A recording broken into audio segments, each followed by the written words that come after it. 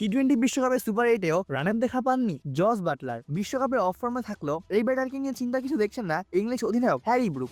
টি-20 বিশ্বকাপের চলমান আসরে এখন পর্যন্ত 5 ম্যাচ খেলে 60 রান করেছেন জস বাটলার। এর মধ্যে প্রথম 2 ম্যাচ নেপাল ও স্কটল্যান্ডের বিপক্ষে করেন যথাক্রমে 26 ও 21 রান। এরপর বাকি ম্যাচগুলোতে ডিয়ংকে দেখাও পাননি বাটলার। শ্রীলঙ্কার বিপক্ষেও মাত্র 7 রান করতে 14 বল খেলেছেন বাটলার। ইংলিশ ডিসমের পর থেকেই খরা চলছে তার ব্যাটে।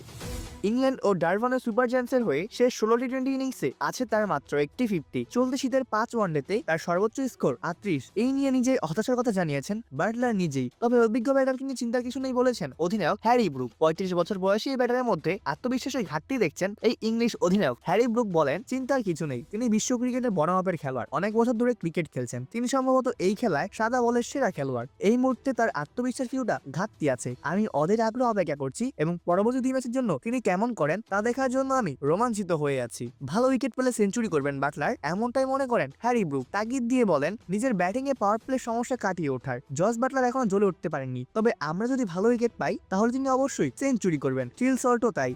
আমরা পাওয়ার প্লে সমস্যা কাটিয়ে উঠলে এবং ব্যাট হাতে সেরা অবস্থা থাকলে আমাদের হারানো প্রতিপক্ষের জন্য অনেক কঠিন হয়ে উঠবে। সুপার 8-এ শ্রীলঙ্কার বিপক্ষে জয় পেয়েছে ইংল্যান্ড। আগে ব্যাট করে ফিল সল্টের 50-তে ভর করে 9 রান সংগ্রহ করে ইংল্যান্ড। এরপর উইল জ্যাক্স, জফরা আর্চারদের দারুণ বোলিংয়ে লঙ্কানদের 95 রান আউট করে দারুণ এক জয় পায় ইংল্যান্ড।